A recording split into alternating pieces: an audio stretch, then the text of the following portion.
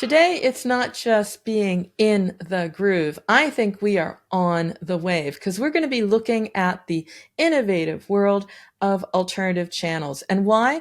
Well, because diversification is the new mantra. It's the mission. It's what I'm hearing all over the industry, every conference, every meeting. We are talking about how studios can connect with audiences, monetize their games, reach new audiences, reach new heights. That's what we want to do. And that's why we have two trailblazers with two unique perspectives on this. So let me welcome Deepak Venkatramani. He's Vice President, Business Operations at Nostra. It's a gaming platform that has grown to be one of the largest in the world. That's at least 90 million monthly active users, a catalog of over 500 games.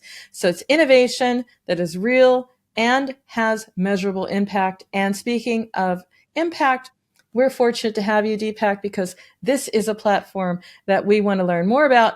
I'm glad to be here again, and thank you for having me back, Peggy. Well, I think it's an encore by popular demand, Deepak, because I saw a lot in social about what is this, what's working, how's it working, and of course, to talk about that with the publisher side of the business. How can publishers power this flywheel of profitable growth? Get the most out of platforms like Nostra, other alternatives, because there's so much to choose from. Well, for that, we have Nick Bloom from Sunday. It's a gaming publisher, laser focused on engaging and enjoyable mobile games and smart monetization. Nick, you work in business development, which means you assist companies in identifying their growth partnership opportunities and how to grow. So perfect fit. Thank you for having me here. It's wonderful to be here. So I've got you both here for a reason, because the question is, where is the growth? In fact, I was at a conference where that was the question. It's like, where is the growth today? And people are like, yeah, well, if we can somehow harness alternatives, every percentage matters, even if it's just not giving the 30% to the app stores, that matters. So Nick, I'm going to start with you. Where do you see the alternatives that offer a real answer? Because you yourself are exploring alternatives and models as well. What can you share so far? Sure. So obviously Sunday, we are a publisher and a internal developer, and historically we've stuck with the status quo when it comes to channels. And this year we've been very experimental. We've started to shift our approach from a pure hyper casual basis to more of a hybrid casual that isn't, I guess, trailblazing. And we've seen a lot of our friends in the industry making that shift. But we're seeing really positive results in doing so. By looking at these alternatives, we've opened ourselves up to new revenue streams and basically new possibilities that we may have wanted to explore earlier on, but now we definitely have opened our eyes to what the industry has to offer. Hybrid casual. That's very exciting. That's usually IAP and ad supported. Is that what it is with you? Yes, correct. So with the hybridization of the portfolio, what we're actually looking to do is to increase the IAP share of our games, which traditionally our games were over 90% ad monetized. We're looking to increase that share. And in doing so, we obviously allow our brilliant UA team to bid higher with the increase in the LTV of the user that comes with bigger spend from the player base. Can you unpack that just a little bit? I'm wondering, Nick, because it is about increasing the LTV, and Sure. alternatives allow you to do that. What is giving you that uplift? I would say when it comes to the LTV equation, obviously we need players to stay in the game longer, and for that we need high engagement, much higher retention numbers than we've seen previously. So doing this pivot, it's about creating content for the player that keeps them there longer. And we're borrowing a lot from our friends in the casual, the mid-core, the hardcore sector, taking learnings from them and basically making it a little bit more simplified so that the user feels value in the game. And so we're basically trying to create a more engaging environment for our user base and keep them around for longer and introduce a bit of an IAP incentive to keep them there. So you're keen to diversify in the sense that you experiment, you look at ways to increase engagement, ways to extend and grow LTV. Deepak, Nostra also offers an alternative that is quite engaging. I was looking at those numbers and it is impressive. But let's start at the beginning and tell us a little bit more, first of all, about your approach. If I take a really large step back, I want to make two observations. The first observation is games do not compete just with other games. Games compete with all content. The second major observation, and this is going to be far more controversial, is that the entire user lifecycle management, it's not built for games on any device. It's built for generic content on be it Android, be it PC, be it Apple, it doesn't matter. It's built for generic content. That's why you see, for example, more and more that the games that survive the longest and do the best usually do so on the console rather than the mobile or the computer. So our approach at Nostra starts off by acknowledging these two. If we do that, then the next question we ask ourselves is, when it comes to lifecycle management, what do games really need? What's unique about games as content? Which part of the user psyche do they hit? Are there ways in which the impact of games can be made more visceral, more real, more timely, and can it enhance whichever channel we choose or whichever medium we choose for lifecycle management? Can we enhance the interactions?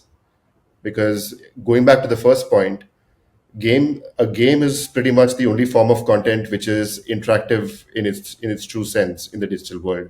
Everything else is passive consumption. So can we create a medium for lifecycle management which is enhancing that interaction between a game and its player? So that's why we began an approach, and literally, Peggy, we've spoken a few times, and that's what it's all been about. Can we use something like a lock screen where glance is present, or any mobile surface, to take a key interaction from a game and make it available on the lock screen in a variety of entertaining and interactive ways? So that's what our approach at Nostra has been, and the engagement numbers that you see or the growth that you see are simply manifestations of that.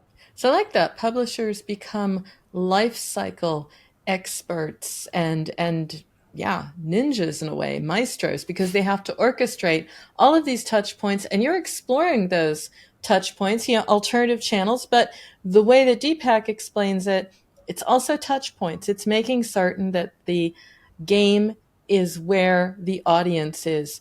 What are you thinking of from when you look at Sundays and from your experience, Nick? What are you considering when you explore alternative channels for distribution of your game? Sure. And I think just echoing what Deepak mentioned earlier was that what hyper casual was trying to do in the beginning was to lower the barrier to entry for players. It was easy to pick up, easy to digest, highly accessible. And I think that's one of the core kind of criteria that we look for now when we're looking for alternative channels, is this ability to lower the barrier to entry for users and basically allow them to engage with the material at a much more convenient manner than they were used to in the past. And that could be through HTML. It could be a variety of new ways to engage with hyper casual content, but more and more so this hybrid casual content where the player still wants to enjoy the simple mechanics of hyper casual, but they want a little bit more substance to it. And using these alternate channels, it gives them this opportunity. So I'd say, in terms of how we evaluate or assess, that has to be one of the forerunners in our mind, is just accessibility for the user. Accessibility is one thing, of course, but this is a play where you're also very much focused on building experiences for the players, right? So it's not just presentation, distribution. It's deeper than that. How should publishers be approaching this? And maybe this is something, Deepak, for you to start, because you work with publishers. It's a different mindset because they used to look at platforms. Now we're talking about partnerships. You're absolutely right when you say that game developers or publishers look at platforms. Now, the platforms usually are not built for games, right? So they're built for general use cases. So a platform will basically say that here's some inventory through which you could access players. Here are mechanisms by which you can send notifications, right? Um, Here are mechanisms by which you could reach the player's email or the mobile through an SMS or a WhatsApp, right? And usually platforms would say that here is my machine learning mechanism by which I'll understand when does your consumer or player need your intervention, right? And then why don't you use that mechanism to reach out to that consumer either by email or WhatsApp or by any of the standard mechanisms or notifications at that time. I think what they don't do is, or what they don't say, what these platforms don't enable or say, is that you can reach the consumer using only those three or four formats.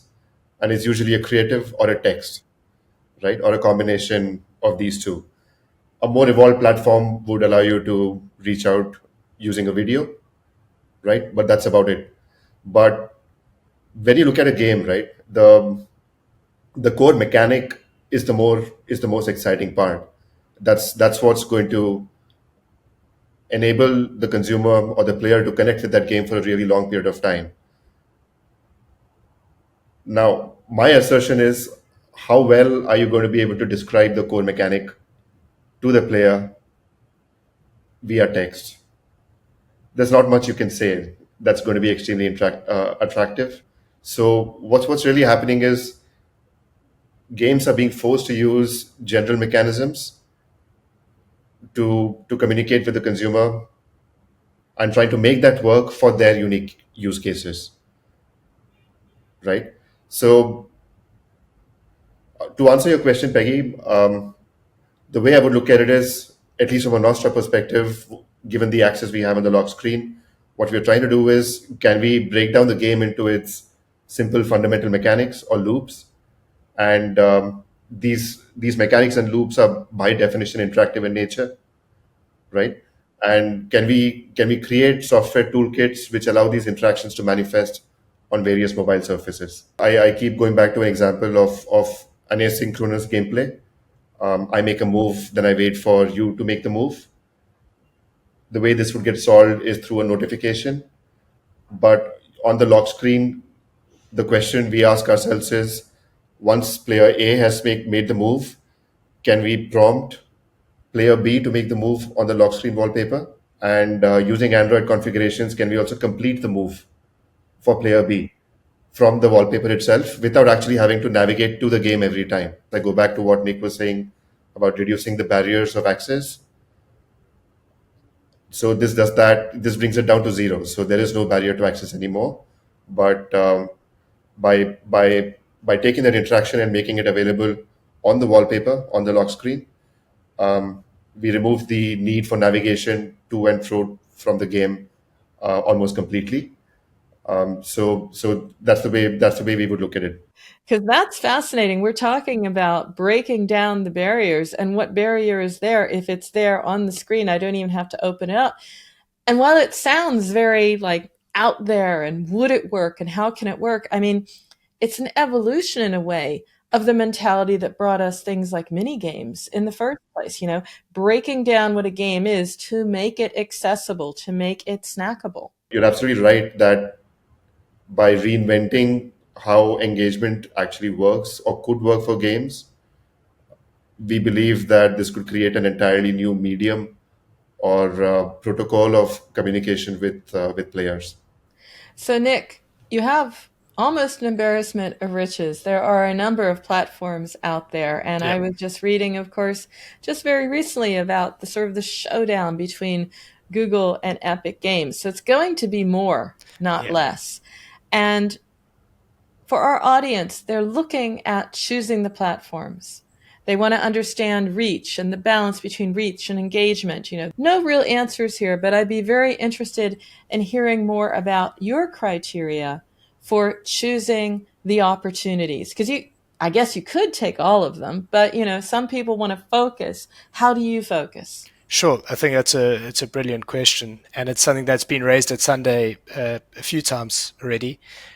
We've been in discussions with multiple alternate stores, as well as alternate channels, if you want to call them those, for a lack of a better name. But when we look at them, it's down also to the technical aspects of how much workload it's going to be putting on our tech team in terms of having to, you know, create SDKs for each store. Every update that we run would have to then be duplicated for every additional store that we're on, and we need to see what the relative payoff of these alternate stores would be, and if it's worthwhile the time of our tech team to spend, migrating to them. And like you said, there's no concrete answers. One of the hidden factors in decision making, especially with a smaller studio such as Sunday, is the human factor. There's only so much that our tech team can do, and they've got their plate relatively full as is, running updates, every week essentially. So that's a great question for you, Deepak, as well, because if it's about making it easier, if it's about decreasing barriers to entry, it's also about decreasing the amount of effort to support a new channel. What is happening over at Nostra to make this less heavy lifting for the smaller publishers? I mean, you can see we look at it two ways. I think one part which is always there when it comes to alternate stores, which Nick will be very very aware of, is the biggest trade off is the reach. You could consider somebody else apart from Google Play Store, but you still cannot. That store will just not compare with Play Store's reach, right? Play Store is there in every Android device. App Store is there in every Apple device.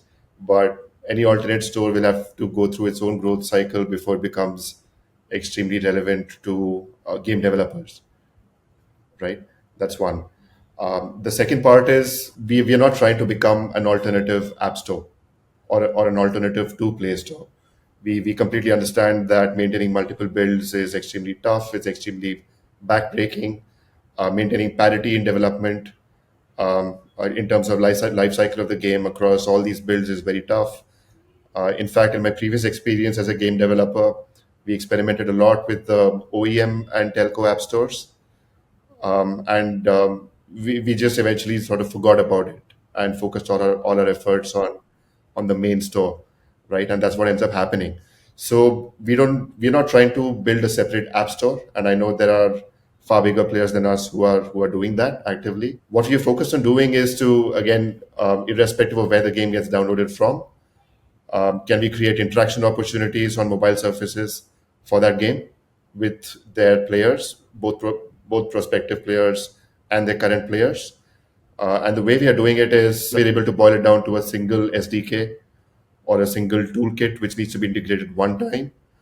And hopefully that integration will not add many MBs of memory to the game, requirements to the game. So that's one side of the technicality. And the other side of the technicality is that integration of the software should also not be, several days of work. Hopefully, we're able to bring it to a level where it's less than a day of work. And once that is done, initially it'll be a mix of use cases that we generate after the SDK is integrated, right? So if it's asynchronous gameplays, those games are built in a certain way, so we are able to intervene at the code level to understand that this is when the communication to the opponent needs to happen, and that's communication that we are able to completely automate on the mobile surface. But it's a mix of how much freedom can we give the game developers also, publishers also, to sort of do live ops in the most interactive way possible, and how much do we automate. And of course, much further down the line, AI deep learning mechanisms will grow to such a great degree that we are able to come up with a system where a button is getting pressed and the rest of Rest of the delivery happens in a completely automated fashion. So the approach is basically to have a very simple SDK, which gets integrated very easily, and then the rest of the information exchange between the game and the player, or two different players, is almost completely automated with some amount of freedom allowed for the game developers, so that they can keep experimenting and coming up with even more innovative ways to use those functionalities. But the aim is not to go back to your original question. The aim is not to build a new app store or an alternative to the existing Play stores. I mean, that's a extremely difficult battle to fight. Performance marketing alone doesn't deliver that high performance. It has to come from what is exciting about the game. What is the gameplay? What is the mechanism? And Nick is also looking at opportunity costs, which makes a lot of sense because we have studios with limited resources, and that's just reality. But there's also looking at the engagement side, the uplifts that you can see in engagement metrics. What have you actually observed recently, Deepak, with that, perhaps compared to more conventional channels? The short answer to your question is we're able to see almost double the engagement that the game would see without these kind of functionalities being enabled.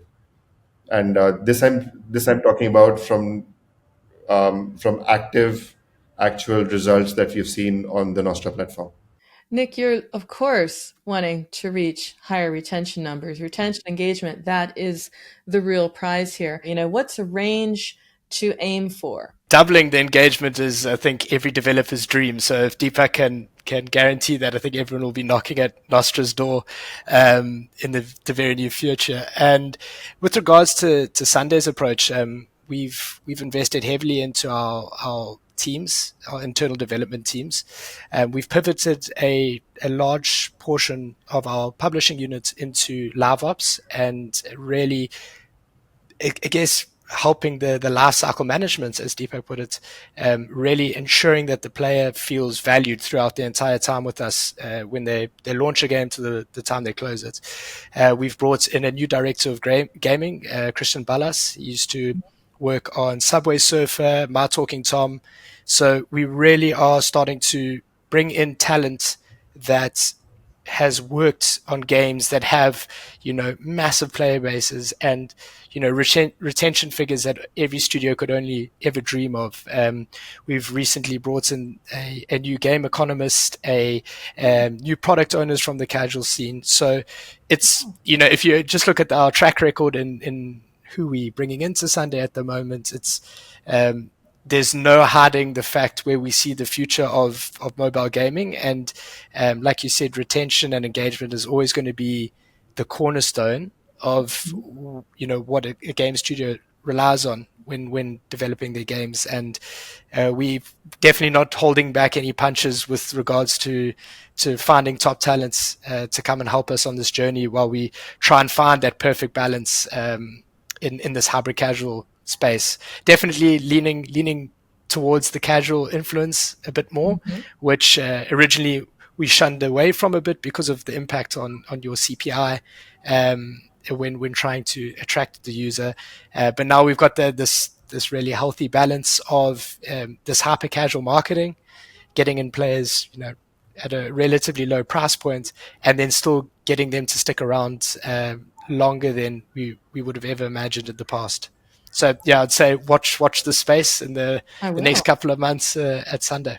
Yeah. I will, absolutely. I'm fascinated by the fact that you are evolving into, building that like almost Avengers team of people who will be able to handle live ops and lifecycle marketing. Quite a bold move. When I think about it, Deepak, it makes me think a little bit about what you said in an interview not so long ago, where you said you're creating an entire ecosystem of game-based media, the game beyond the game in all the media, all the touch points. That is a very bold statement as well. So why don't you unpack what you mean by that? It goes back to what I spoke about, right? Every game has its own unique characteristic, if I may call it, or mechanic, as it is technically known. And several games are complex enough to have several mechanics or loops which deliver that visceral kick. So that's that's the interaction experience that we try to isolate on one side inside the game, right? And on the other side, you know that Nostra is a part of Glance and Glance is a part of InMobi. So you know that we have experience across mobile surfaces for a really long period of time. So we know that different mobile surfaces are used differently by users. People end up spending time in certain hotspots across the mobile screen. We have that understanding. And on the third side, of course, we are trying to build reach through Glance's associations with OEMs and telcos, right? Um, and under the hood, there's this entire data science part that we focus on. Then it's about putting these four things together, isolating the mechanic, which delivers the most visceral kick, understanding the user in terms of when or how he or she would like that kick, and on which mobile surface, multiplied by that reach, is where the game really begins for us to create that alternative medium of communication between a game and a player. A big part of all of this for both of you is going to be the focus on personalization. I was at several conferences I never expected. In fact, it was astounding, the reaction in social media. It was by far the most popular talk, and it was about segmentation and personalization. Imagine that. What we know from marketing forever, but now becoming such a focus in gaming. Let's start with you about that, Nick, because one thing is you're going to have this amazing team, which I'm excited to have on the show, but you're also going to be facing and focusing on discoverability challenges. People need to find your game. They need to consider that it was made for them. How are you preparing to adapt for these innovations and integrate this into your growth strategy? Yep, I think that's if people don't move on that now, they're going to be left behind. You only have to look at the marketplace on any of the storefronts to see how hard it is to actually find a game. Even if you have the word for word title, there will be at least 7 or 8 that come up. And we have at present been expanding our creative team that does a really good job at ensuring that our creatives that are sent out are tailored. That I guess is why the hyper casual scene comes into play with the marketing, and that we want everyone to play our game. But you can't ignore the fact that with the segmentation arguments, especially for very targeted campaigns, becomes more and more. Deepak, you're looking at innovation. You're also looking over the horizon because that's what you need to be doing at Nostra. How is it possible to prepare and adapt this innovation to what you're building, and what have you already built with this maybe at the core? So it's a journey, Peggy, but I'd like to start off by saying one thing, right? Using our integration with multiple games across genres and using a broad base of user access, we're actually able to draw these psychographic correlations between a player on one side and a game on the other, and we actually find ourselves stepping outside the usual demographic parameters and also the usual genre definitions. So we find ourselves stepping outside these two things and actually coming up with an almost new mechanism of mapping gameplay tendencies to certain games or psychographics to certain games, and that's really the journey we are going down on. Of course, we need to integrate with far more games, far more different varieties of games, and we also need far better reach because nowhere should I say that, or should I even think that a player in India thinks very similar to a player in Japan or the United States. These are very different markets, so we need far more reach and far more integration with games to make our algorithms and our understanding, therefore, to far more powerful than it is today. But that's also where it becomes a very fascinating experiment because psychographics, demographics, that all comes together in the way that people are also interacting on the lock screens. Just want to wrap it up with some thoughts looking out forward to the future. It's going to be exciting. There are next level innovations right around the corner. It's your job, actually, Nick, to see around the corner. So let's talk about what you see and anticipate in the alternative channel space with an eye to exactly that. What do you anticipate, and what should other studios also anticipate? I'll start with you, Nick. Traditionally, we had an in-house development, and we had our publishing unit that worked with external studios. What we started to realize was the old method of working with hundreds of studios simultaneously was becoming a bit of a drain on resources, and we decided to use a portion of that towards acquiring the IPs of these titles outright. And this is something that we are exploring very much in depth at the moment, and we're not alone in this endeavor. A lot of our friends in this space, the hybrid casual space, have done the same with massive results. We are also experimenting with it, and we've seen very positive results with the IP acquisitions side of the equation at Sunday. Game development will always be our core. And as you can see, we've invested a lot into it. But from a strategic point of view, we are looking at new ways to really bolster the portfolio and ensure that our team has a lot of fresh material to work with. And that really comes down to identifying these smaller studios that are constrained, be it financially or from a human resource point of view, and offering them the opportunity to onboard their IP at Sunday. And yeah, I would say in terms of what's around the corner, I would say you're probably going to find a lot more mergers and acquisitions happening in the space. Deepak, what about those advancements, those trends? Maybe you can tell me a little bit about where you see this going, and perhaps the evolving landscape of game distribution in and of itself. So I think, first of all, I don't know whether to call it an advancement, but games will sort of go back to getting more creative, right? Going back to the fundamentals, I think hyper casual has kind of ruined it for the purists, right? And the purists are now rising up and saying, "Look what you've done. Let's go back to basics," right? As Nick said, IP building and IP holding is going to become far more important. Live ops and IP extension, by definition, by extension, is going to become a lot more important, right, than it has been in the past. I don't think publishers or game developers are going to look at live ops as, hey, let me create a tournament and send a notification. It's going to become far more sophisticated. It's going to become far more innovative. I go back to that old point. It's going to hit at different parts of the psyche for different users, and that's where things like personalization will come in, right? A very deep understanding of what does a game mechanic or a game loop really do, and can we create alternative loops for different segments of players?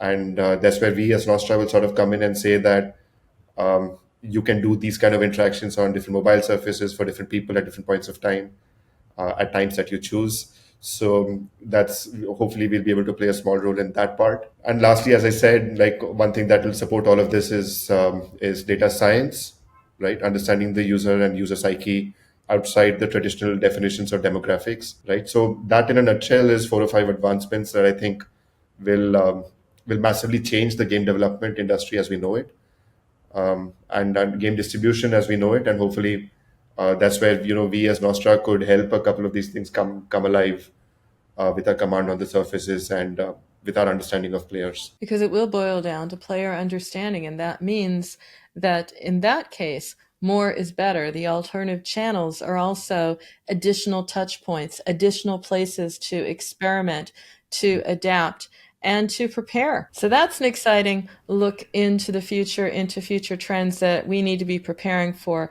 now. And it's also a good time to thank you for sharing your insights, for telling us exactly how you're going to be a lean, mean gaming machine over there at Sundays. Nick, I'm looking forward to hearing more about that. And Deepak, extending what a game is going to be, that maybe it is on all screens, that the concept of a screen becomes very different in the future. So I want to thank you both for unpacking that and sharing it exclusively with me today. Thank you for having Peggy. us, Peggy. And of course, if you're tuning into In the Groove on YouTube, well, go ahead and smash that subscribe button. It will allow you to stay up to date with the series, and not only that, enjoy the pure gold of knowledge and insights our guests bring to every episode.